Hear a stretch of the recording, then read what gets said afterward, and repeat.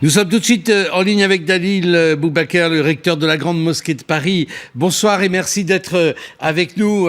On le pressent, ce cas qui rappelle évidemment celui du caméra, va de nouveau mettre le projecteur sur la frange extrémiste, radicale et terroriste qui se revendique de l'islam et mettre les représentants de l'islam modéré, de cet islam paisible que pratiquent plusieurs millions de nos concitoyens dans la difficulté. Mais oui, tout d'abord, bonjour à tous.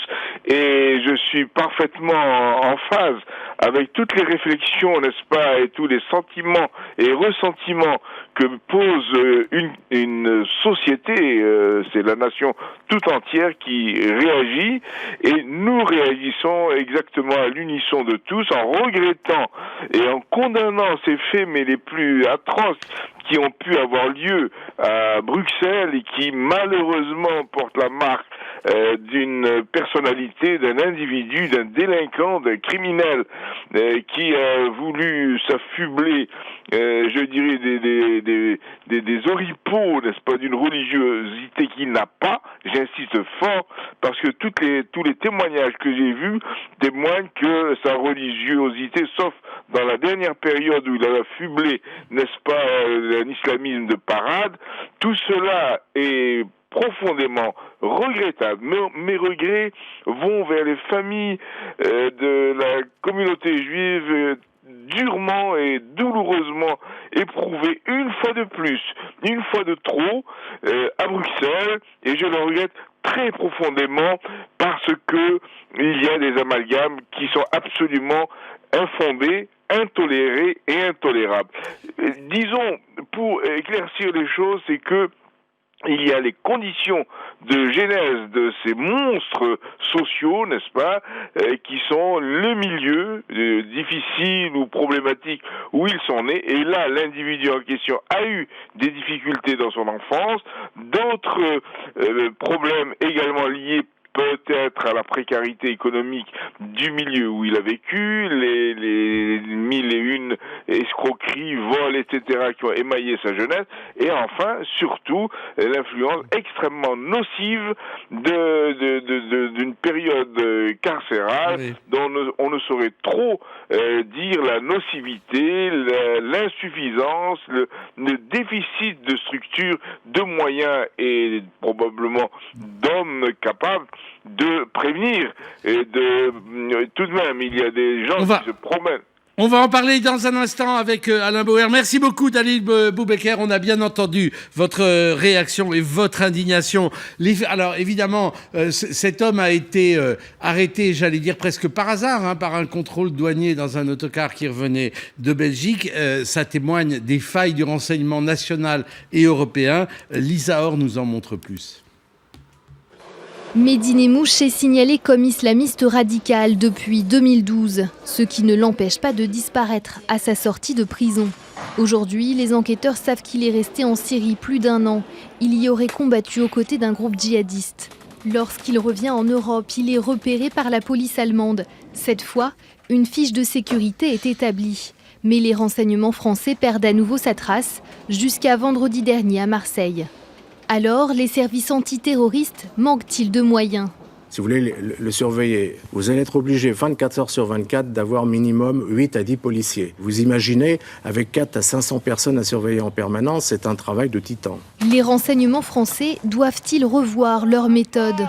Quelque part, tout leur échappe. Il n'y a pas d'infiltration, il n'y a pas de terrain qui est effectué, notamment en Syrie, pour comprendre en amont ce que font ces gens, comment ils vont rentrer, et donc c'est voué à l'échec. Enfin, le cadre législatif est-il inadapté ? Il existe un système qui est l'association de malfaiteurs en vue de commettre un acte terroriste, mais pour une association de malfaiteurs, il faut être au moins 2, et ce système, judiciairement, ne marche pas si quelqu'un est tout seul. Autant de pistes de réflexion pour le gouvernement qui doit présenter de nouvelles mesures pour lutter contre les filières djihadistes à la fin du mois.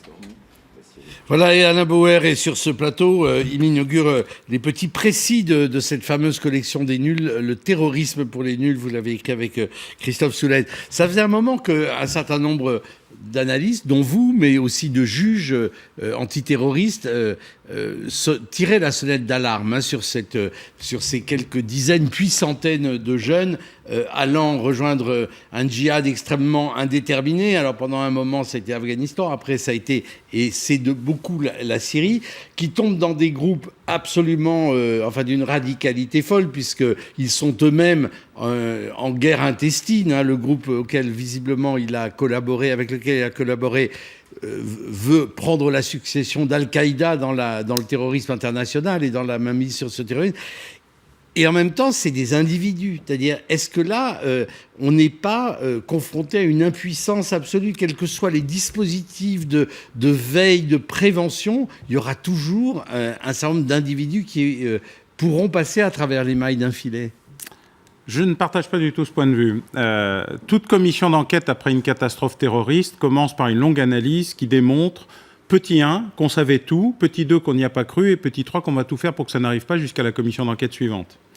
Donc, en la matière, que ça soit pour Kelkal, le groupe de Roubaix, Mera... Oui, vous me dites ça, et la sœur de Mera, qui est hyper surveillée, qui est même fichée comme plus dangereuse que son frère, avant même l'attentat de son frère, part en vacances en Tunisie et se retrouve en Syrie. C'est la démonstration que je suis en train de faire, c'est que malencontreusement, autant les systèmes de renseignement occidentaux, et particulièrement français, sont extrêmement efficaces pour la collecte du renseignement, autant l'analyse du renseignement commence déjà à défaillir fortement, et le suivi et l'anticipation, là, fait cruellement défaut. Et je ne crois pas qu'il s'agit seulement d'un problème d'effectifs. La DCRI dispose d'effectifs, la DGSI disposera d'effectifs encore plus nombreux. Je pense que c'est un problème d'organisation et surtout de culture de ce que sont justement les hybrides. Pendant très longtemps, les systèmes de renseignement adoraient ranger les opérateurs dans des petites cases préformatées. D'un côté, il y avait les criminels, de l'autre côté, il y avait les terroristes, et dans la catégorie terroriste, il y avait les djihadistes. Les djihadistes, ils avaient une barbe, une djellaba, ils fumaient pas, ils buvaient pas, etc. Dès qu'on rentrait pas dans la case, soit on revenait à la case criminelle et on n'était pas intéressant, soit on n'était pas traité du tout, un peu comme vos courriels qui arrivent directement dans la corbeille spam, parce que votre ordinateur ne sait pas les reconnaître. Et il y a là un vrai problème dans la manière dont nous les traitons, tant que culturellement, il ne sera pas rentré dans la tête des gens que les hybrides, que nous avons décrits en 2004 dans un document exceptionnellement rendu public par la police de New York en disant il se passe quelque chose, des terroristes importés commencent à disparaître, désormais ce sont les nôtres, des terroristes cultivés chez nous qui sont en train d'arriver, dont certains n'auront même plus besoin d'aller se former ou s'entraîner ailleurs, mais qui pourront le faire directement grâce au booster Internet, alors ce jour-là, nous aurons moins de sujets de on s'est fait avoir, on les a pas vus passer, on les a pas vus partir, on les a pas vus revenir. Je veux dire, le sujet disant il a fallu 3 semaines pour se rendre compte qu'il était sorti de prison, c'est-à-dire le moment où l'administration pénitentiaire a peut-être oublié de communiquer au service de renseignement ou l'inverse qui est en train de se passer, est un vrai sujet. Car si vous demandez à l'administration pénitentiaire, elle a un service de renseignement extrêmement efficace, qui sait tout sur tout tant qu'ils sont en prison. Le problème, c'est la connexion entre les différents services de l'État qui ne se fait pas encore très bien, et encore moins entre les différents services européens. Jamel Kamimoun, merci d'être avec nous en ligne. On reparlera plus longuement bientôt de votre nouveau livre, L'identité heureuse, qui est comme une réponse à l'identité malheureuse publiée il y a quelques semaines par Alain Finkielkraut. Penser l'islam de France pour une nation unie, diverse et apaisée. Excusez-moi, il y a du boulot. Oui, effectivement. Excusez-moi. En fait, là, par rapport à ce qui a été dit concernant donc le problème du djihadisme, comme on le nomme, donc je pense qu'il y a une nécessité d'aborder la question d'une manière un petit peu plus large, puisque il faut peut-être se poser d'abord la question de l'émergence justement de ce phénomène qui a été progressif dans notre pays et qui a, certes, on peut pas nier qui existe, mais qui ne peut pas être abordé uniquement d'un point de vue, on va dire, législatif et répressif. Donc il y a une réalité, on doit en prendre conscience, mais la manière de l'aborder, il y a un paramètre, il y a une compréhension de l'islam, certes, qui est restrictive et erronée même, mais il y a aussi une réalité sociale. Puisque on se rend compte que il y a des phénomènes d'exclusion, il y a une certaine stigmatisation, il y a des repères identitaires qui sont fragiles chez certains jeunes. Et voilà, il y a aussi l'influence de modèles importés de l'étranger là qui fait vraiment des dégâts. Mais ça veut dire quoi? Ça veut dire qu'il faut recourir à une analyse psychosociologique de cette dérive d'un certain nombre d'individus. Très franchement, dans l'urgence, on n'a pas très envie. Oui, mais bon, là, j'allais dire, le phénomène, il prend de l'ampleur. Et donc, c'est un constat. Et on ne peut pas uniquement, on va dire, régler le problème avec des mesures qui soient de coup par coup. Oui, mais ce qui est frappant quand même, Jamel Kamimoun, on voit la dérive, on voit bien la manière dont il y a ces processus de radicalisation en prison, etc. Mais ce qui est très notable, c'est qu'aucune institution n'arrive à établir des contre-feux à ça. C'est-à-dire, pas plus finalement la communauté musulmane qui contrôle ses imams et qui n'arrive à traquer de façon un petit peu pertinente et efficace des imams idéologues, que l'administration pénitentiaire, que les éducateurs socio-éducatifs. Je veux dire que c'est quand même une faillite généralisée quand on prend le parcours d'un garçon comme ça ou de Mera. En fait, la question, elle n'est pas uniquement liée à j'allais dire, un cheminement, si on peut dire, spirituel. Il y a aussi l'aspect éducatif et culturel. Le problème, c'est qu'aujourd'hui, il y a une influence d'islam, si on peut dire, qui est de compréhension de l'islam au pluriel qui sont importés, puisqu'on a des musulmans qui viennent, on va dire, à l'origine d'Afrique, d'autres qui viennent d'Asie, etc. Et donc, il y a cette confrontation, on va dire, entre une identité qu'on peut appeler culturelle et une identité spirituelle. Et on a du mal aujourd'hui à faire converger, on va dire, ces deux identités, ces deux facettes, ces deux parts de l'identité pour arriver à faire émerger un islam de France. Parce qu'aujourd'hui, les prêches, ils sont généralement donc donnés par des imams qui viennent de l'étranger. Donc on a l'enseignement, il est donné aussi dans les instituts, etc., par des personnes qui viennent de l'étranger. Donc il y a cette réalité. Aujourd'hui, il faut qu'il y ait cette prise de conscience, puisqu'aujourd'hui il y a une sorte de fracture identitaire. Il y a l'héritage des ascendants, donc de parents qui viennent d'ailleurs. Et il y a cette réalité d'avoir grandi dans l'école de la République. Merci, Jamel Kamimoun. Et je rappelle l'identité heureuse, penser l'islam de France. On revient, Alain Bauer, l'islam a bon dos parce que des gens intoxiqués par la propagande de l'État islamique en Irak ou au Levant, dont je disais que l'essentiel des forces combattantes est plutôt dirigé vers les frères ennemis d'Al-Qaïda que vers y compris le djihad même. L'islam est une sorte de vernis religieux. Il y a quelque chose d'un phénomène de sectarisation, d'excitation, qui a peu de choses à voir, en effet, avec l'islam qu'on entendait par la bouche de Boubaker.